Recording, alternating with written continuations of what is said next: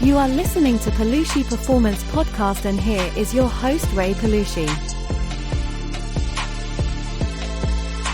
Hello everybody and welcome to the new episode. Thank you so much for finding your precious time and being here with me today. I'm Ray and I'm your host, and let's go straight to today's topic.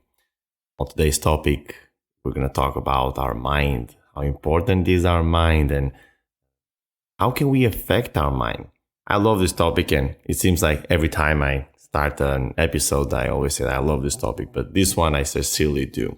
I do it because it just connects with everything that I teach, I preach, everything that I talk about. As you guys know by now that my intent is to help everyone unlock their full potential, give as many ideas, tools, everything that I know. I'm trying to give it all for free, give it all to you guys. This has been the main topic or the main desire of creating this podcast. So unlocking their full potential, I've constantly been speaking about like how important it is unlocking it from inside first. If you are a millionaire and you are, let's say, depressed and you're not enjoying your money, what is even the point of making money, right? So we gotta conquer ourselves first. We gotta live great inside of us internally.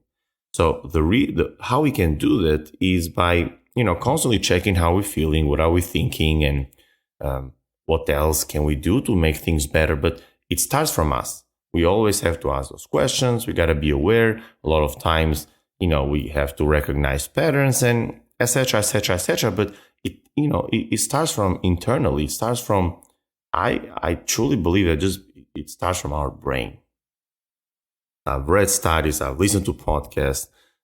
There's three episodes back to back, and each episode is like 2 to 3 hours with Dr. Andrew Huberman, and I believe the guy that he invited, I just forgot his name right now, but the guy that he invited,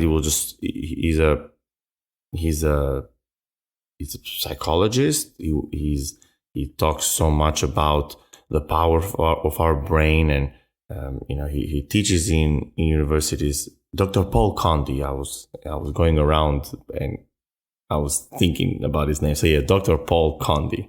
I believe he's a psychologist, if not a psychiatrist. But anyway, so he was speaking about so much about our brain, our mind, mental health, physical health, and how can our mental health affect other areas in our life. And what strikes me of listening to 6 hours, all the episodes together, if not more, is that he mentioned something that we kind of have heard, but I really, that really stuck with me, is that most of the time our subconscious does the work. Is this like computer inside of us that run the things, and is our subconscious that affects our other areas of our life and direct us on different paths. And we're just speaking about so much about our subconscious, and I've been saying a lot. I mean, even in the other videos and on my social medias, I've spoken a lot about our subconscious. There's so many books that talks about it, but the way that he explained it and the way that he showed how it works and why it works and the fact that it has, I'm not able to put it into clear sentences as he has, but if you write down Dr. Andrew Huberman and Dr. Paul Conde, the episode will come there, and I'll be more than happy if you guys can check those out. But so if our subconscious is so powerful, then why don't we try to control it? Now, it sounds a bit in two different roads, like, well, if it's our subconscious and we kind of, it surrounds our brain and it goes on its own, how can we also control it? Now, let me tell you what I've been using for a while, even before I heard that podcast, throughout the books that I've read and throughout the studies and seminars, and I've always believed it. So how can we affect our subconscious? How can we affect our life in a positive way, consciously, So then unconsciously things happen in our favor. So I'll start by saying that we have to water the garden of our mind. So everything that we feed our mind, it's extremely important. The books that we read, there's also other phrases that I've heard, like, show me your library, I'll tell you who you are. The books that we read, the movies that we watch, the podcasts that we listen, the music that we listen. I mean, everything that we watch and we listen, our brain records it. And it's very, very important that we nurture our brain, our mind, by having positive things, healthy things, things that motivate us, that grow us, that give us a better information, and it just explores more about the world. So if you listen to depressive songs, how do you expect to be? If you watch horror movies, it just puts you like in terrible state, and all you're thinking about is blood and killing. Like, do you think you're going to be positive? First of all, I don't believe in a neutral state. You either feel you're only feeling good or bad. Long story short, I wanted to explain it more, but I'm just going to give the short version of it. There's no zero. You're either feeling a little bit good or a little bit bad, but there's nothing as a natural state. So how can we do as many things as we can purposely so we can affect our state? So then now when we don't do things, we're living in this positive state throughout the day. So very, very important to be cautious about everything. Another phrase that I want to say is that we have to be guarding our brain. We got to stand guard. It's like we have to stay at the door of our brain. Don't let negative things go inside our brain. If you watch the news every morning, and all the news shows are negative stuff because that is their job. I mean, we're programmed throughout the entire history to be mostly on survivor mode.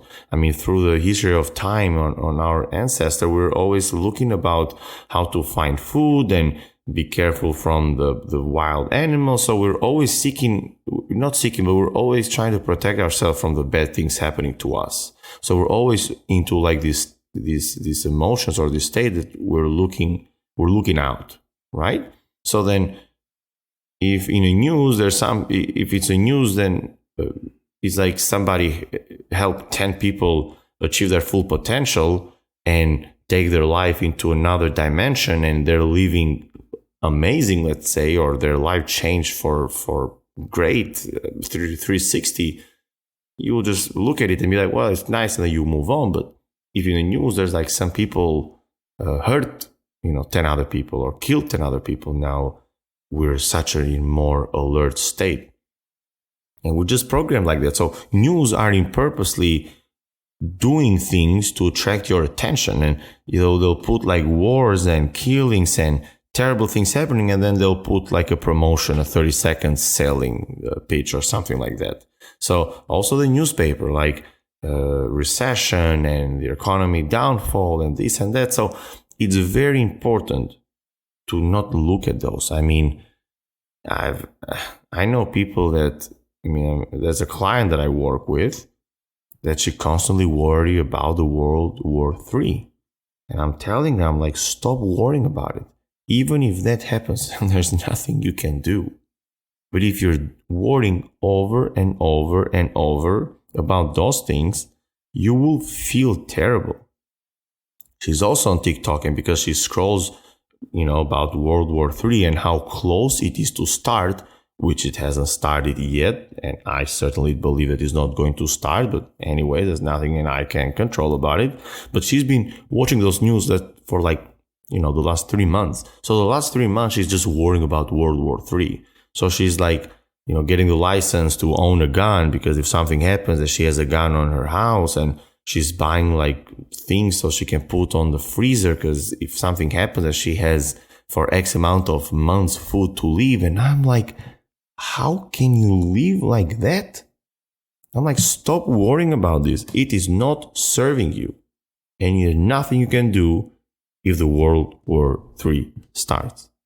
So, where focus goes, energy flows, says Tony Robbins. And please, let's not worry and constantly be looking out for the negative things, and let's just serve ourselves and serve our brain with positive things.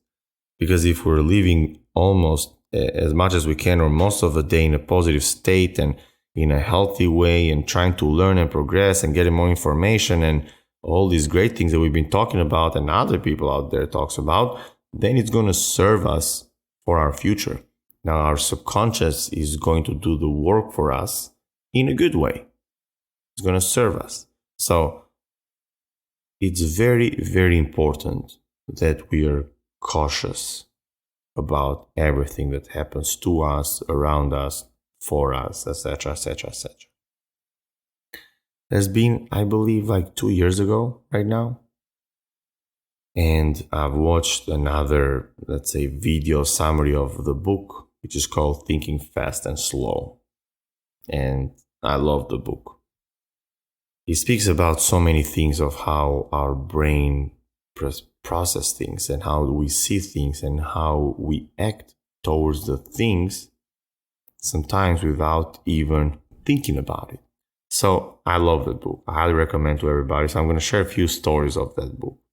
One of the stories that was in that book was that they took two random group of people and they were going to make a study on them. And obviously these guys, they didn't know what they were exactly being studied for. So in one group, and it's like different ages and different races, etc., etc. So in one group, they constantly talked about Florida.